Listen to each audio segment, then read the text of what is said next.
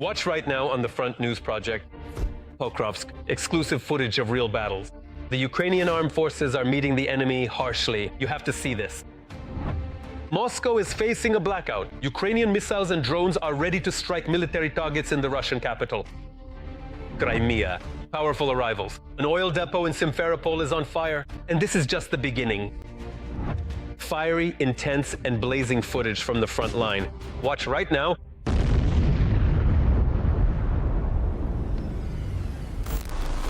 Hello, this is Vladimir Timoshenko with you, and we're starting right away with the main topic. Ukrainian Pokrovsk. This city in the Donetsk region remains at the center of attention. The enemy has concentrated units from 3 different armies in the direction of Pokrovsk, advancing simultaneously from the north, south, and west.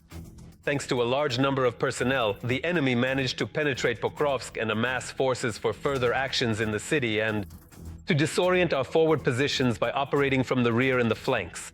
For more details on what is happening in the city right now, here is a report by TSN correspondent Yulia Kirienko.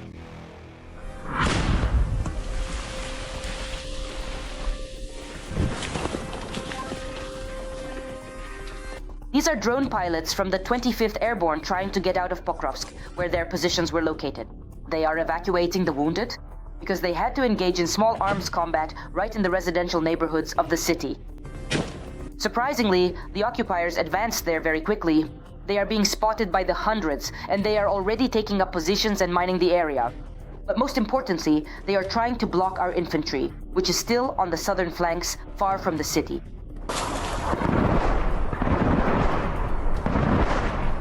Our forces are gathering reinforcements in the Pokrovsk direction. There are reports that the GUR is airlifting its special forces in by helicopter. The General Staff is bringing in assault units and SSO combat groups. All of this is to clear the residential neighborhoods of the occupiers. They are already strolling leisurely through the streets of Pokrovsk. As our reconnaissance drone recorded, they are driving civilians out of their homes, those who still remain among the city ruins. Enemy groups began infiltrating Pokrovsk through Zverovo, a village in the southwestern part of Pokrovsk. Then they moved on to Grishino to cut off the road from Pavlograd to Pokrovsk. It was there that the Russian tricolor was hung last week. However, within an hour, our FPV drones had already shot it down, but the enemy infantry remained in the city. Groups of Russians were spotted near the railway and in the central districts. The city is gradually turning into a gray zone, and the Russians have increased pressure on it and neighboring Mernograd from 3 sides. Russia has pulled together a force of as many as 11,000 occupiers to push our troops out of the Pokrovsk-Mirnograd agglomeration. This is according to the 7th Corps, which is holding the defense there. And Putin has already claimed that both cities are blocked. But that's not true. Enemy infantry are being hunted down and destroyed, and it's anything but easy for them to advance. In general, this is more like the movement of groups trying to gather at a distant point for further movement or crossing. The enemy may deploy small groups on motorcycles. Also, 2 days ago, there was an incident where 2 motorcycles with personnel were destroyed. Today, there have also been cases of motorcycle equipment being destroyed. Russia is not acting in Pokrovsk in the same way as when our troops were once pushed out of the Kursk region. First, they filled the entire sky above our defenders with drones. So the infantry had to move into position for several days in a row, covering dozens of kilometers on foot with provisions and ammunition. 3 days, sometimes even more. They are forced to hole up somewhere and wait until the enemy shifts their attention away from them. If we're talking about Pokrovsk right now, groups are currently entering there on foot, and from there they move around the city. Then they started putting pressure on the infantry from the flanks. Their task, according to the defense forces, is to reach the road that connects Pokrovsk and Mirnograd and block it, which would finally cut off the last lines of communication with our infantry, which still exists. At the moment, the General Staff states that our troops, despite the fighting in the city, are not encircled. This is indeed the case, as confirmed by open-source intelligence analysts. However, the infantry that has been stationed on the outskirts of Pokrovsk in the Lisovka and Novopavlovka areas for more than a year and a half is in a very difficult situation. And here is another extremely important topic. Moscow residents need to prepare to survive in conditions of a lack of heat and electricity. This is evidenced by the systematic and precise strikes by Ukrainian defenders on the energy infrastructure and other military targets in the Russian capital. So what will happen next in the Whitestone city and the region? You'll find out now. Ukrainian drones are striking the Russian power grid more frequently and on a larger scale. On the night of October 5th, Ukrainian UAVs attacked energy infrastructure in the Vladimir and Oryol regions. In Vladimir, the strike hit a 750 kilowatt substation in the suburbs. Local residents claimed that the city was attacked by missiles, not UAVs.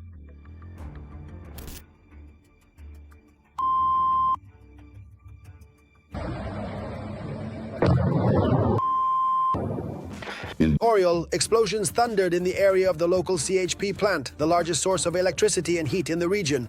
The attack was most likely a missile strike, since the video contains neither the sounds of air defense nor the buzzing of drones. Here,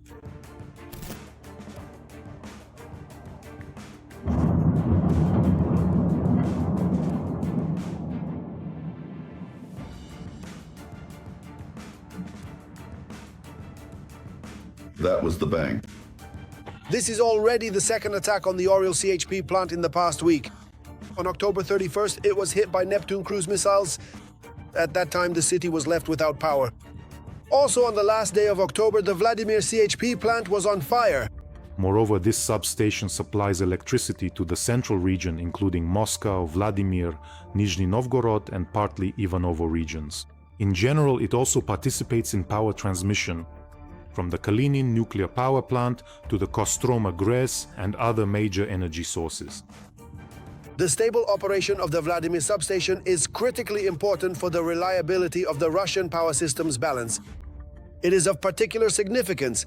Energy from the Kalinin NPP is supplied through it. This makes the substation one of the key facilities for the Moscow energy hub. The SU wants to cause a blackout in the Whitestone city, striking substations around Moscow. In recent weeks, attacks on important energy hubs have been recorded. Arzamatskaya 500 kilovolts on October 14th, Balashevskaya 500 kilovolts on October 16th and 25th, Vladimirskaya 750 kilovolts on October 17th and 31st, and November 5th, Vishkaima 500 kilovolts on October 18th, Novobryanskaya 750 kilovolts on October 29th, Lipetskaya 500 kilovolts on November 2nd, Frolovskaya 500 kilovolts on November 3rd. According to industry analysts, the goal of the strikes is to deprive Moscow of the ability to receive maneuverable electricity from the Volga hydroelectric power stations. Before these strikes on substations, the head of Unmanned Systems Forces, Robert Brody, warned that Muscovites should start preparing for blackouts. A blackout is nothing to be afraid of. The SBS birds, together with other components of Ukraine's deep strike capabilities, promise you a rapid, albeit forced, adaptation. But you'll manage. Matches, flashlights, candles. By the way, take this opportunity to use your favorite battery-powered garlands too. We won't be informing you about every 750 kilowatt, 500 kilowatt and so on installation damaged by the birds. Just go by the principle: light, warmth, boom, darkness, cold. And your open source intelligence in public channels is still working flawlessly, as long as there's internet. The strikes were announced and the strikes happened.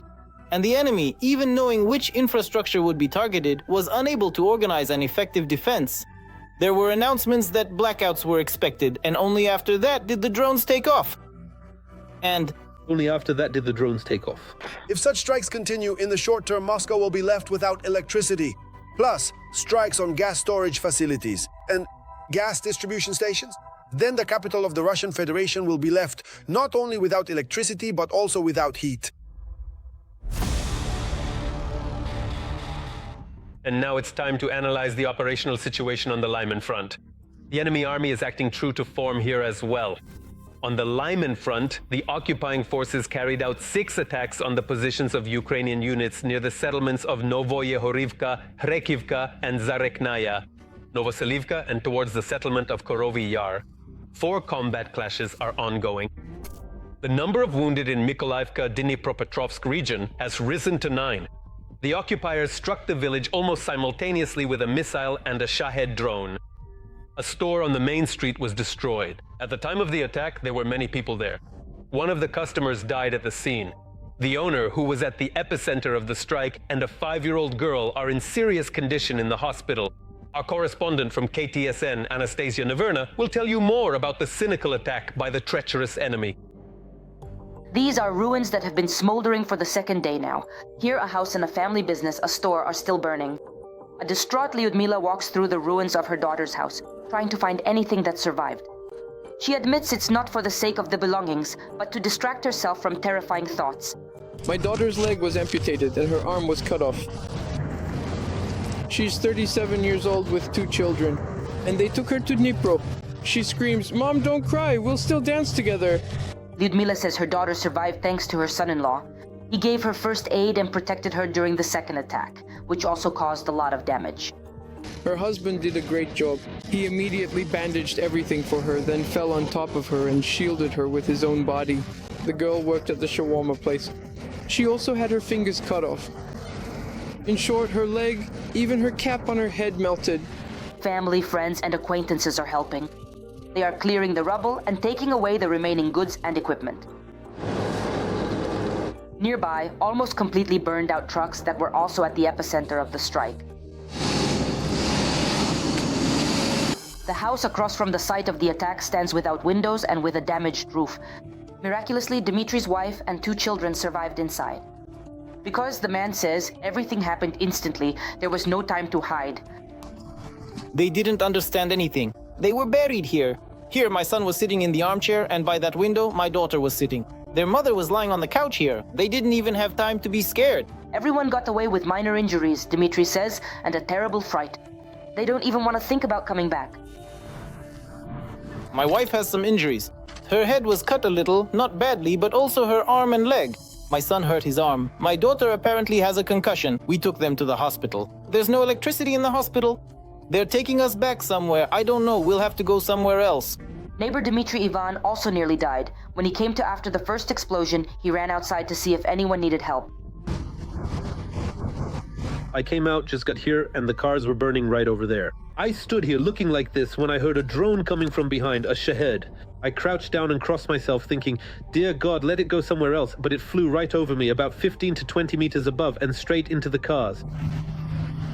It flew about 15 to 20 meters above me. And straight into the cars. Realizing that he had survived for the second time, despite the danger, he rushed to save the victims. People were screaming, and I ran. We pulled out 3 people, but those who were screaming, they were screaming because they were wounded. In this shelling, the Russians killed a woman and wounded her 5-year-old granddaughter, with whom she was going to the store to buy a cheburek. The child had to have her leg amputated as a result of the attack in the village. 9 people were injured, and the residents of more than 30 destroyed houses were left without a roof over their heads.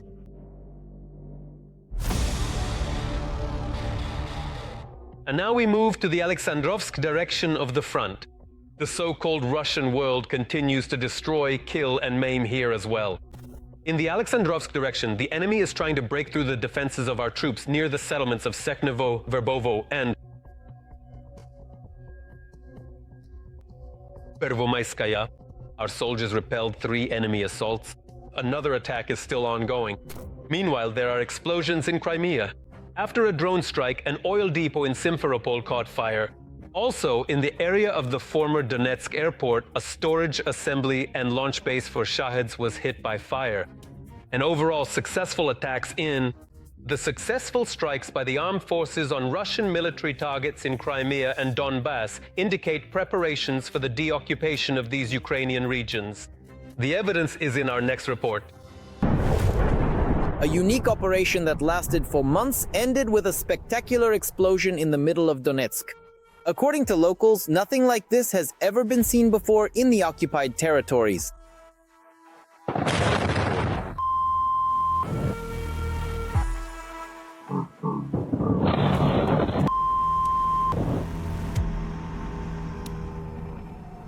Where did the strike hit? What was destroyed? And most importantly, what did the Ukrainian armed forces use to carry out the attack? Judging by the special effects and the massive explosions, Flamingo missiles were used. So, let's go through everything step by step. Last night, a powerful explosion rocked Donetsk, after which, according to eyewitness videos, a fireball resembling a nuclear mushroom cloud rose into the sky and windows were blown out in buildings several kilometers from the epicenter. The windows were blown out. In reality, this is the Oktyabrski airport area. A large ammunition depot. Missiles hit there. There's no official information yet, but people are already talking about an ammo depot. I watched the video. It's spectacular. Most likely it really was a very large missile or shell depot, because in the video, the explosion looks like something out of a sci-fi movie or a computer game. And then there was a second explosion, just like that. You can see this glowing, rapidly expanding wave. So, the strike on the Donetsk depots was very successful.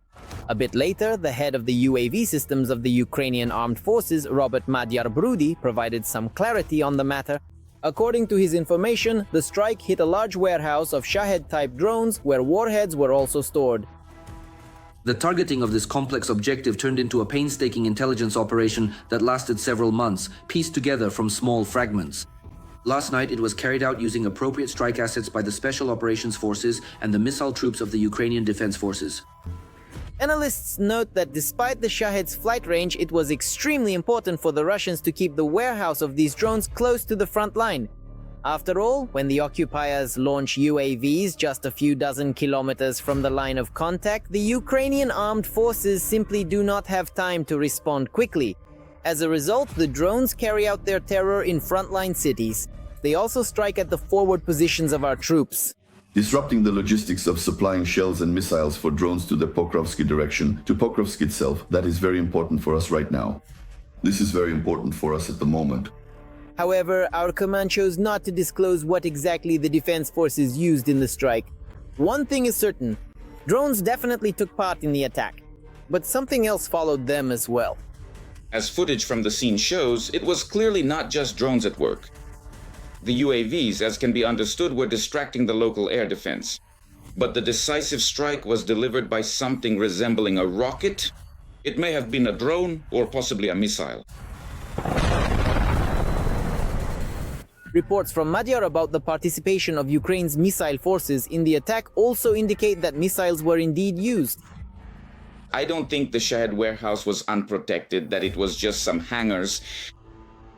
Most likely, we're talking about some kind of underground bunker. And that's another reason why I think it was Flamingo. Of course, Storm Shadow could have been used as well. Storm Shadow would have been suitable here too. They have a bunker busting capability. Nevertheless, the scale of the detonation shows that, at least that's how it seems to me, if you look at the first second, the explosion was clearly much bigger than just a couple 100 kilograms of Storm Shadow warhead. So yes, most likely it really was our Ukrainian Flamingos.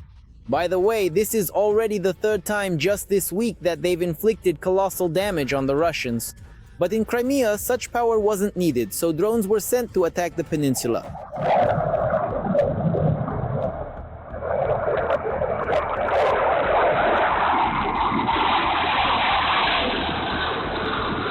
In occupied Simferopol, around 2:30 in the morning, a fire broke out at an oil depot. Presumably, this refers to Krimneftes pit in the area of the village of Bitumnoye. There were also reports of 4 strikes in Gvardeyskoye, after which smoke rose into the sky. There, the hits likely struck the local thermal power plant, which temporarily ceased operations. Well then, now let's analyze the operational situation on the Constantinovka front. The situation here is extremely tense. On the Constantinovka front, the aggressor carried out 9 assault actions in the areas of the settlements of Alexandra Shultino, Sherbinovka, Rusinyar, and towards Sofiivka. 3 combat clashes are still ongoing. Russia and the United States are exchanging nuclear threats and are already practically taking actions, which, God forbid, could lead to escalation. The United States is deploying missiles in Europe that can reach Moscow in a matter of minutes, while Russia is testing its latest nuclear weapons. How far can this go? And what consequences does this threaten for the entire civilized world? Let's figure it out together. The doomsday clock is approaching midnight. After Putin refused to accept Trump's terms for ending the war in Ukraine, Russia and the US began brandishing their nuclear clubs. Both the White House and the Kremlin started considering conducting nuclear tests. All this nuclear hysteria is directly connected to the Trump administration's efforts to end the war in Ukraine. The Russian Federation is trying to use this topic. Possible nuclear tests are being considered as the last argument of kings in the implementation of their own plans to end the war. During a meeting between Putin and the Russian Security Council, Defense Minister Andrei Belousov suggested to the dictator to prepare for full-scale nuclear tests, calling it a response to the actions of the United States. At the end of this year, the United States plans to adopt the new Dark Eagle medium-range missile system equipped with hypersonic missiles with a range of 5,500 kilometers. Furthermore, there are plans to deploy this system in Europe and the Asia-Pacific region. The flight time of such a missile from the territory of Germany, where this missile system is planned to be stationed, to targets in the central part of Russia will be about 6 to 7 minutes. In reality, it was Putin and his servants who first set the wheel of nuclear escalation in motion. The creation of the Burevestnik made it possible to conduct tests of the Poseidon. There is truly no equal to this weapon. The president, from start to finish, personally oversaw the implementation of this project. We are seeing the results of the country's increased defense capability, and today, those abroad who wish us harm should be preparing to go, hat in hand, to our Supreme Commander-in-Chief, just to beg that this weapon not be used against them. The statement by the US President about possible nuclear tests, as well as the launch of the Minuteman III intercontinental ballistic missile, were responses to the threats posed by the Burevestnik and Poseidon.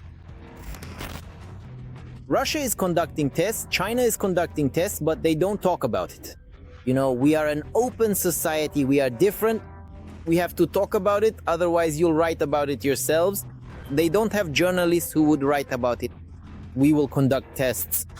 Nuclear tests are a serious step. Officially, the superpowers have not conducted them for more than 30 years. Moscow last tested its nuclear weapons in 1990, the US in 1992. The key document regarding mutual deterrence between the two nuclear superpowers is the bilateral treaty between Russia and the US, New START, on mutual reduction and monitoring of nuclear arsenals. The document is valid until February 2026, but in 2023, the occupying country unilaterally suspended the treaty. Currently, in nuclear matters, the greatest influence on the Russian Federation comes from China. Beijing has not yet had its final say. And let me remind you, it was the official reaction from Beijing that once put an end to the Russian Federation's attempts to destabilize the situation on the international stage. At the moment when there was a possibility of using tactical nuclear weapons on the territory of Ukraine, it is no coincidence that after meeting with Xi Jinping in South Korea, Donald Trump announced work on a denuclearization plan involving the US, Russia, and China. According to experts, if Moscow does not abandon its nuclear rhetoric in the near future, in addition to the Americans, the Chinese will also begin to put pressure on the Russian authorities. in addition to the corresponding military pressure from the United States on the Russian Federation and targeted responses, one should also expect corresponding diplomatic efforts from official Beijing. And now it's time to analyze the operational situation on the Sloviansk front. The enemy insists here as well. On the Sloviansk front, the defense forces repelled 8 attacks. The invading units tried to advance near Yampol, Dronivka, Siversk, Serebryanka, and Fedorivka. 3 more combat clashes are ongoing. Ukrainian engineers have created an analog of the Chinese Mavics, which are in high demand at the front. And this is just one of the new products from the domestic defense industry, which is producing them at lightning speed. We will tell you about the latest and most effective developments by Ukrainian military engineers. Let's watch. Reconnaissance, fire adjustment, and striking targets by dropping munitions. The Chinese Mavic drone is almost the main weapon of the Ukrainian armed forces in the war against the occupier. And now, Ukrainian industry has begun supplying Mavic-type UAVs of domestic production to the front lines. A certain Mr. X invested, created the Ukrainian Mavic, and we will see it soon. We have already delivered the first 1,000 to the battlefield. Compared to the Chinese Mavic, the Ukrainian counterpart has a greater flight range and can carry a larger payload. It is used not only for reconnaissance, but also for strike missions. The importance of the emergence of Ukrainian drones in this niche is hard to overestimate, since there are huge problems with the supply of Mavics to Ukraine. DJI has banned sales to Ukraine, piously declaring that its products are not intended for military purposes, so drones have to be purchased from third parties. the security issues are obvious. The Pentagon has banned any use of DJI drones, which send data back to the manufacturer. DJI has also added security features that make it impossible for the latest models to fly in geo-blocked zones, including Ukraine, without extensive hacking. Finally, sovereign drone production is seen as a key strategic capability for the future. The Chinese drone Mavic's counterpart is called Mavic, and despite the ironic name, it has already been certified and boasts some serious features. Mavic is positioned as a tactical reconnaissance UAV designed to carry out operational tasks on the front line, unlike the civilian Mavic, which is mainly used for aerial photography and videography. Mavic is designed for combat conditions. It has a range of up to 15 kilometers, a flight duration of up to 60 minutes, and is equipped with a reliable navigation system that is resistant to interference. As early as last year, the government announced its interest in replacing Chinese drones. Now, manufacturers have already certified Ukrainian Mavics and set up production. As of today, it is impossible to completely replace the entire fleet of foreign drones currently being used in Ukraine in the short term. Our weapons manufacturers already have developments and designs that meet the needs of our security and defense forces. Now it is necessary to scale up this production and minimize the number of foreign counterparts as much as possible, and switch to domestic models.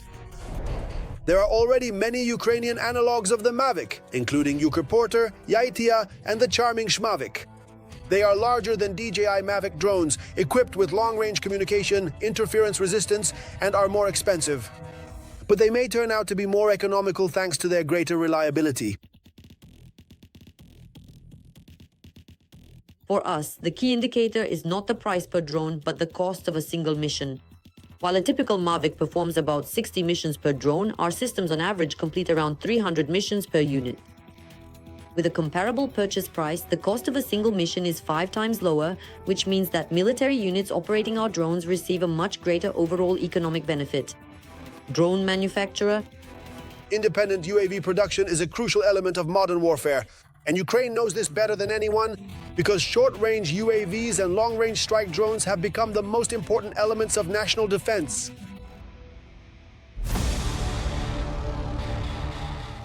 That's all for today, but very soon on Front News you'll see new, unique reports from our journalists in the hottest spots of the war, gathered so that you know the truth. This was Volodymyr Tymoshenko with you. Take care of yourselves and your loved ones.